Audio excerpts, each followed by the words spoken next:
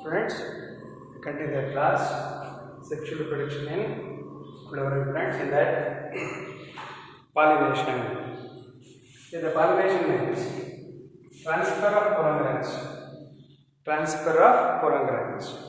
from anther to stigmatic surface of the gynoecium. Transfer of pollen grains from anther to stigmatic surface of the gynoecium called pollinations. In the case of angiosperms, occurrence of three different types of pollinations, three kinds of pollination. One kind of pollination called autogamy. Autogamy means self-pollination. Here the pollination, autogamous type of pollination is also called self-pollination. That self-pollination takes place in the case of bisexual flowers. In a bisexual flowers, self-pollination or autogamous type of pollination takes place. Particularly in this kind of pollination occurring Viola species, Oxalis and Camelina. In these species, occurrence of autogamous type of pollination. Here, autogamous type of pollination means transfer of pollen grains from anther to stigmatic surface of a same flower. Pollination takes place in a same flower. That is called as autogamous type of pollination. In this type of pollination, here occurrence of two different types of flowers, particularly in Viola species, Camelina species and Oxalis, occurrence of flowers. Here in these plants, the flowers are two different types of flowers. Some of the flowers are called as clistogamous flowers. Clistogamous flowers. Other kind of flowers, especially in these species, called chesmogamous flowers. Here, clistogamous flower means flower never open. The flowers which are always closed. The flowers are bisexual flowers. Such bisexual flowers never open at all. Such kind of flowers are called clistogamous flowers. That clistogamous flowers which are occur in this kind of species. Chesmogamous flower means the flower with highly exposed. Flower with exposed anther and stigma. It means open flowers. The flowers are open. Such kind of flowers are called as, after the maturity, flowers are open. Such kind of flowers are called as chesmogamous flowers. The flowers are closed always. After the maturity itself, that kind of flowers are called as clistogamous flowers. Clistogamous flowers and chesmogamous flowers which are occur in Viola species, Camelina species and Oxalis species. In this kind of pollination, autogamous type of pollination, the seeds set without involvement of pollinators. Seed set without involvement of pollinators. That kind of flowers which are considered as clistogamous. In the case of clistogamous flowers, in the case of autogamous type of pollination, the seed set without involvement of pollinators. That kind of a special feature occur in the case of autogamous type of pollination. Second type of pollination is called geitonogamy. Geitonogamy type of pollination. Geitonogamy type of pollination. Here, geitonogamy type of pollination occurring coconut and cucurbita plants. This type of pollination takes place. Here, Gymnocampus pollination means transfer of pollen grains from anther to stigmatic surface between the flowers of same plant. It means pollination takes place between the flowers of same plant. That kind of pollination is called as Gymnocampus type of pollination. This kind of pollination occurs in coconut and cucurbita plants. Gymnocampus type of pollination. It means pollination takes place between the flowers of same plant. That kind of pollination is called Gymnocampus type of pollination. And one more kind of pollination. One more type of pollination is called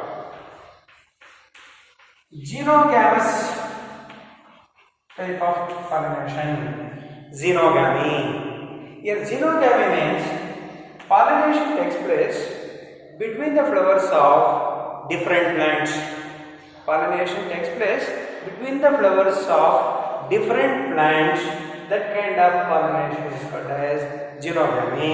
The xenogamy type of pollination commonly occurs in papaya plant. Papaya plant exhibits xenogamy. In the case of papaya, in this type of pollination, genetic variations which occur particularly in the case of papaya plant, because of that xenogamous type of pollination. These are the three different kinds of pollinations. Let us come to the agents for the purpose of pollination. The agents which are involved for the process of pollination, the agents which are classified into biotic agents, biotic factors, and abiotic factors. Biotic and abiotic factors, living factors and non-living factors which are involved for the purpose of pollination. Here the agents which are required, here abiotic factors which are involved for the purpose of pollination.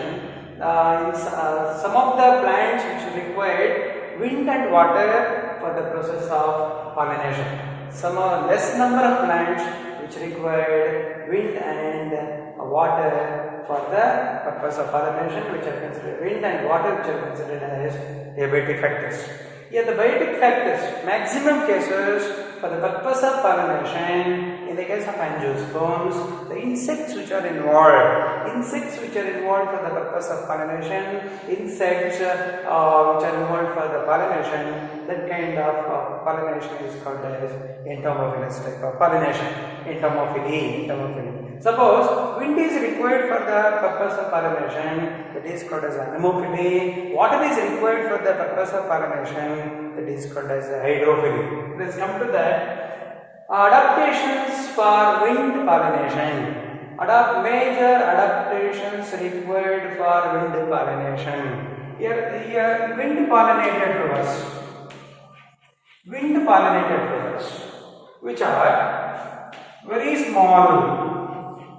The wind pollinated flowers are very small, colorless and nectarless. It produces nectar. This kind of flowers which are occur in the case of wind pollination. Wind pollination is also called as anemophilous type of pollination. And here the flowers which are very small. Therefore, all the flowers which are aggregated to form inflorescence.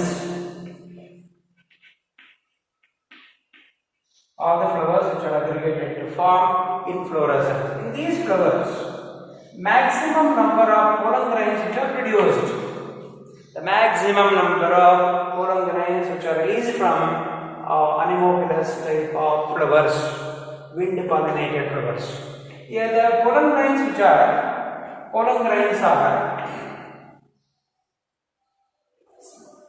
very small, very small sized pollen granules. And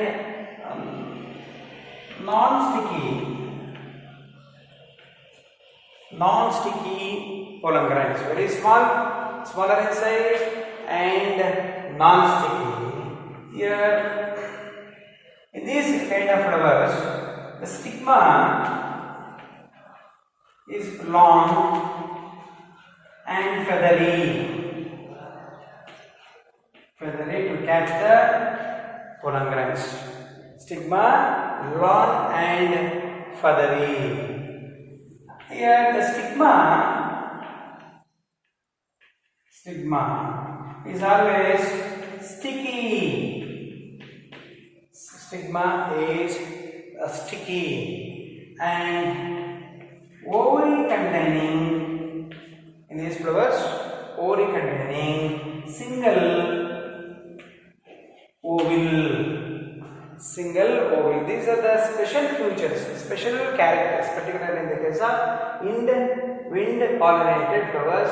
Flowers are small, colorless, nectarless. All the flowers which are aggregated to form inflorescence.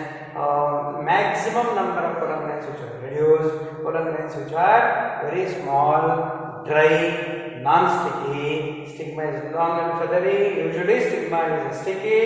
Ovary containing only one ovule. These are the special features, particularly in the case of wind pollinated flowers.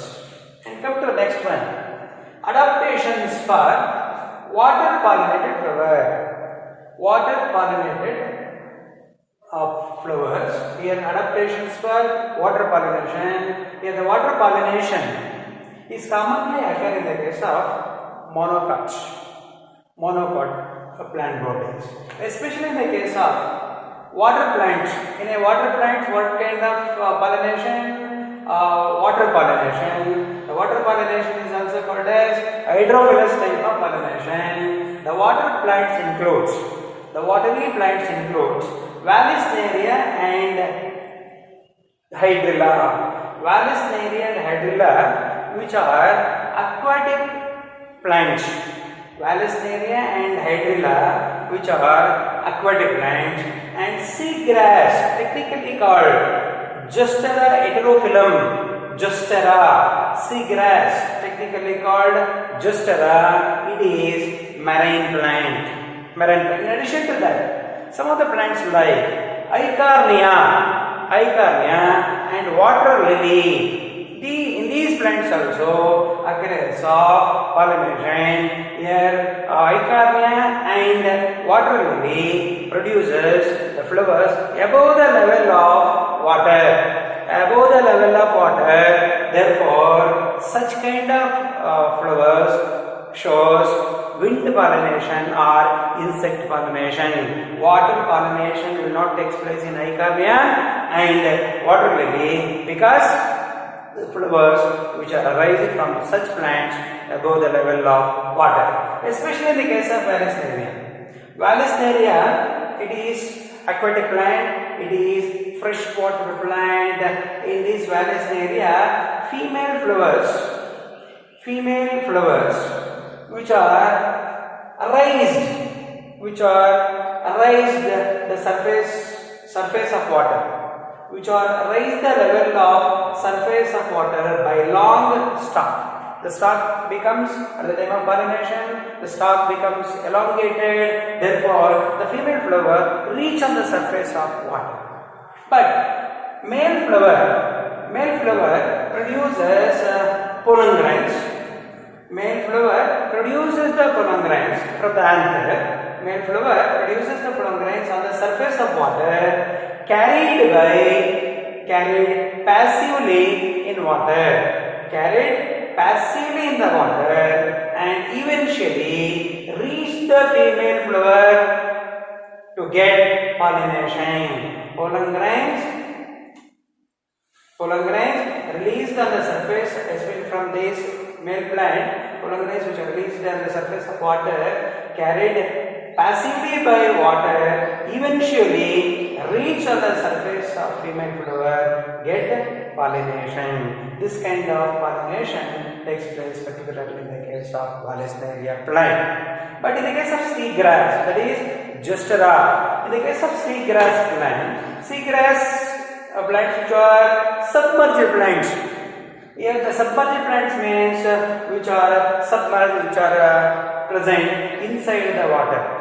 Here the seagrass produces the pollen grains within a water. Seagrass plant which produces a pollen grains within a water. Here the pollen grains which are long and ribbon-like. It is a special feature in the case of aquatic plants. Pollen grains are long and ribbon-like appearance, carried inside the water, and pollen grains which are covered by mucilaginous sheath.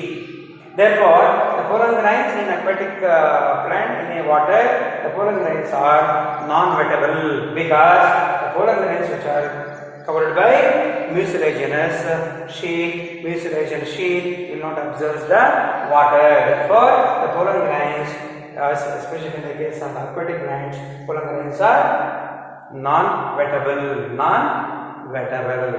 These are the characteristic feature, particularly in the case of water pollinated flowers. Next one, adaptations for insect pollinated flower. Insect pollination. Adaptation for insect pollination. Yeah, for the process of pollination, some of the agents which are required, such agents are called as biotic agents. Here, the insects like bees, butterfly, flies, beetles, wasps, ants, moths, which are considered as insects. Insect pollination is also called as entomophilous type of pollination. Entomophily. These are the agents which are considered as insects. All these members which are belongs to arthropoda. In addition to that, some of the biotic factors like buds. Here the pollination takes place by a bird that is called as ornithophily. Ornithophilous type of pollination. Ornithophily. In some cases, bats which are involved for the pollination, which are biotic factors, bats which are involved for the pollination, that kind of pollination is called as chiropterophily. Chiropterophilous type of pollination. In addition to that, insects, these members which are also involved. Here, for the purpose of insect pollination, the flowers shows special characters. Here, for the purpose of insect pollination, here the flowers are large. Insect pollinated flowers are very large. Insect pollinated flowers are colorful for the attraction of insects. Usually insect pollinated flowers are colorful, and these flowers which secrete nectar for feeding visiting insects. Flowers which secrete nectar for feeding visiting insects. And some of the flowers which produce foul smell for the attraction of flies and beetles. Which are also considered as insects. Some of the flowers which produce foul smell for the attraction of flies and beetles. Here the flies and beetles which acts as pollinators. And flowers, especially in the case of insect pollinated flowers, which emits fragrance or scent for the attraction of insects. Here the pollen grains released from this kind of flowers, the pollen grains are sticky. Spiny,